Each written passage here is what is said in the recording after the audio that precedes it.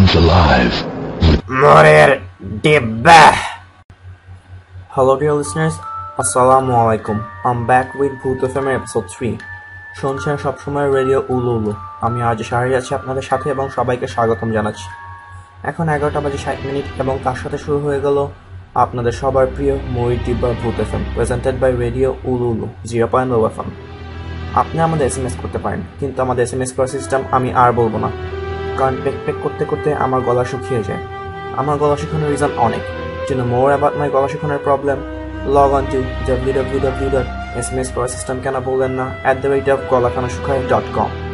আমাদের ইমেল করার ঠিকানা হচ্ছে moritibba@ululu.com। এই অ্যাড্রেস আমাদের ইচ্ছা মতো গালিগালাজ ইমেল করে পাঠাতে পারেন। I don't even give a damn। OMK। জি ভাই, OMK মানে কি? ওরে মোর খোদা। আমাদের এসএমএস করেছেন ফকির বাবা এবং বলেছেন আমার আল্লাহ নবীজির নাম 2 টাকা দিয়া জানা। আমাদের এসএমএস করেছেন জুতা মোজা কাপড় চুপুর পর্দা চাদর চা বিস্কিট মুড়ি চানাচুর সহ অনেকেই। আমরা আমাদের অডিও লেন্সটি না বাড়িয়ে চলে যাচ্ছি আমাদের ফার্স্ট গেস্টের কাছে। জি ভাই, আপনার স্টোরিটি স্টার্ট করুন।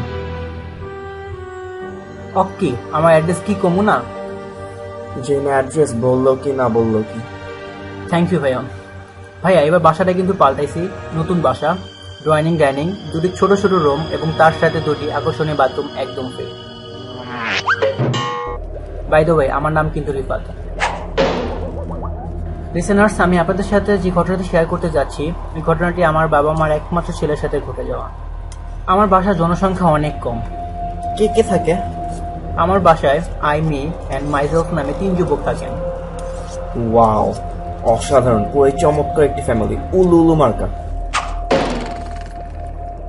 হ্যাঁ ভাইয়া, তো ঘটনার দিন আমার বাসায় আমি একা ছিলাম। বলে রাখা ভালো, আমার বাসায় ভূত পেতনি অথবা তাদের পরিবারের কোনো মেম্বারকে থাকতে দেওয়া হয় না। কিন্তু আমি সেদিন অনুভব করতে পারি যে আমার আশেপাশে কেউ আছে। আমি যখন আমার পার্টিতে বসে উলু উলু মুড়ি খাচ্ছিলাম, তখন আমার বেডরুম থেকে একটি আওয়াজ শুনতে পেলাম। আমি এক দৌড়ে আমার রুমে পৌঁছে গেলাম। দেখলাম আমার আরএফএল চেয়ারে একটি মহিলা বসে আছে, কিন্তু সে কোনো কথা বলছিল না। তার ব্লু আইজ দেখে আমি হিপনোটাইজ হয়ে গেলাম। আচ্ছা ভাই, এটা কেন হয়েছে তার ব্যাখ্যা আপনি খুঁজে পেয়েছেন কি? জি ভাইয়া, ব্যাখ্যা খুঁজে পাওয়ার টাইম ছিল না আমার মুড়ি টানা যাচ্ছিল, তো আমি এক দৌড়ে আমার বেডরুমে চলে যাই মুড়ি খেতে। একা একা খেয়েছেন? জি ভাই, একা একা খেয়েছি। এই ছিল আমার ঘটনা। অসাধারণ একটি গল্প শুনলাম আমরা। ইতিমধ্যে আমরা দেখতে পাচ্ছি আমরা ব্যাপক পরিমাণে এসএমএস পেয়ে গেছি। ওই দোস্ত, কোন এসএমএস দেখতেছি না তো? আরে ভাই, অ্যাক্টিং বুঝছ না? ও বুঝি। আমরা দেখতে পাচ্ছি আমাদের এসএমএস করছে কাজের ছেলে মিসলিন এবং বলেছে সারাদিন কাম করে আমি ভূত এফএম শুনতে ভুলি না। দোস্ত কাজের সেরিয়ে বুতেছাম শুনে আল্লাহ, ডিজিটাল বাংলাদেশ বুঝছ না? হাতে হাতে রেডিও চলে। আমাদের এসএমএস করেছেন বাপ্পি এবং বলেছেন উলালা উলালা কেউ ভূতরে মুড়ি খাওয়ালা। আমরা ব্যাপক সংখ্যা এসএমএস পেয়েছি, কিন্তু আমাদের অডিও লেন্সটি আর বড় করা যাবে না, তাই আমরা সরাসরি একটি বিজ্ঞাপন বিরতিতে চলে যাচ্ছি। আশা করি ফিরে এসে আপনাদের সাথেই পাবো। Stay tuned with Ululu and don't stop eating muri. আপনি কি স্থায়ীভাবে মোটা হতে চান? আপনার মাথায় কি সিট আছে? আপনি কি মেন্টাল পাবলিক? আপনি দেখতে কুৎসিত? তাহলে আজই খান আমাদের উলু উলু মুড়ি। জি হ্যাঁ, উলু উলু মুড়ি। প্রতি কোর্স মাত্র 999 টাকা। আমাদের কোনো বিকল্প নেই। যৌন, চর্ম, শ্বেত সব ধরনের রোগের ওষুধ এটাই। আজই খান, মুড়ি খান, ফিট হয়ে যান। হ্যালো লিসেনার্স, আমার নাম অন্তর। এসেছি জাহান্নামের চৌরাস্তার গোল চক্করের মাঝখানের বাসার 3 সিঁড়ি সফর করে 3A ফ্ল্যাটের ডান কর্নারের বাম পাশের রুম থেকে। আচ্ছা ভাইয়া, মিডিয়াতে ফুল অ্যাড্রেস বলাটা ঠিক হয় নাই বেবি। আরে ভাই, এটা তো ফুল অ্যাড্রেস না, এটা তো ছিল ডেমো অ্যাড্রেস। শুনবেন ফুল? না ভাই থাক, অন্যদিন আপনার কাহিনীতে সরাসরি চলে যান। দোস্ত ছিড়া গেছে। কি ছিড়ছে? পেপার? আরে ভাই তোর দেখবো নি, তুই কইতে থাক। ওকে, তো এই স্টোরি ওয়াজ হ্যাপেন্ড উইথ আমার সাথে। সেই দিন আমি স্কুলে চলে যাই সূর্য ওঠার আগে। চারিদিকে অনেক অন্ধকার ছিল, আমি কিছুই দেখতে পারছিলাম না। তাও আমি একটু একটু দেখতে পারছিলাম। কিছু দূর আগানোর পর আমি দেখতে পাই সামনে থেকে একটা ফেরারি আসছে উইথ স্পিড গতিতে।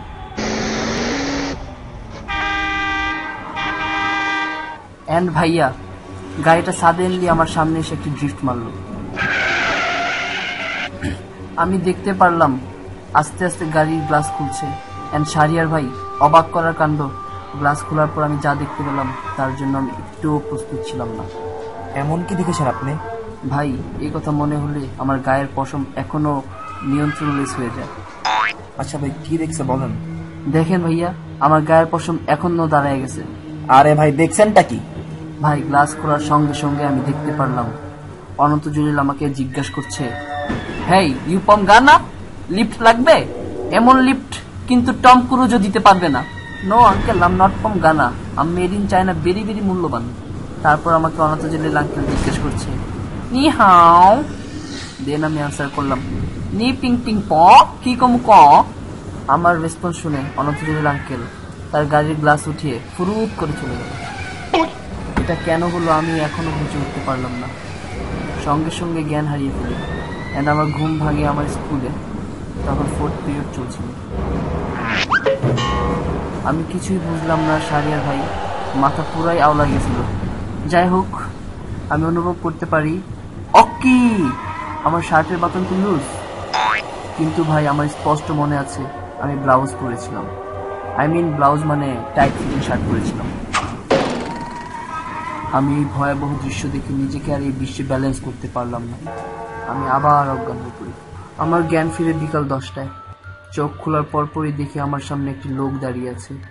লোকটির পরনে ছিল একটি হাফ প্যান্ট, একটি স্যান্ডো গেঞ্জি, হাতে ছিল নুপুর, পায়ে ছিল রোলেক্সের ঘড়ি, গলায় ঝুলছিল হেডফোন।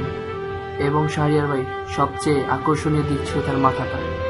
পুরো মাথা পূর্ণিমার চাঁদের মতো ঝলঝল করছিল। হ্যাঁ, মানেটা বুঝলাম না ভাই, ওর মাথার ছিল মিরপুর শেরে বাংলা স্টেডিয়াম। ভাই, এখনো বুঝি নাই, কিন্তু আর একটু বলবেন? ভাই, আপনি কি পিটবুলকে দেখছেন? ও, ইউ মিন টাকলা? ইয়েস বেবি, টাকলা। ভাই, সেই সিরিয়াস মুহূর্তে আমি তাকে দেখে আমার হাসি কন্ট্রোল করতে পারলাম না। আচ্ছা যাই হোক, আমি তাকে জিজ্ঞাসা করলাম, আপনি কে? সে বলল ওনার নাম বিজেপির বিডি বাবা, এবং তিনি আমাকে বলে, তোর এই সমস্যার একটি সমাধান। আমি জিজ্ঞেস করলাম, কি সমাধান? তারপর উনি বলে, ফলো মি বেবি। ওনার সাথে কিছুক্ষণ হাঁটার পর আমি দেখলাম উনি আমাকে একটি দর্জির দোকানের সামনে নিয়ে গেছে। তারপর উনি আমাকে বলল, যা শার্ট ফিটিং করা, সব ঠিক হয়ে যাবে। আমি ওনার কথা অনুযায়ী শার্ট ফিটিং করিয়ে বাসায় চলে যাই গান গাইতে গাইতে। আহা কি আনন্দ আকাশে বাতাসে। ঝাঁকানাক্কা দেহ দোলানা মার্কেট স্টোরি শুনলাম আমরা, খুব ভালো লাগলো, আত্মাটা শান্তি পেল। আমরা এসএমএস পড়তে পারছি না কারণ আমরা এপিসোডে প্রায় শেষ পর্যায়ে পড়েছি। আচ্ছা, একটা জিনিস বলতে চাই, আমি আগেরবার বলেছিলাম কিন্তু আপনারা হয়তো সিরিয়াসলি নেননি। লাইক মারলে কেউ মরবে না, আশা করি আপনারা এইবার সিরিয়াসলি কথাটা নিবেন।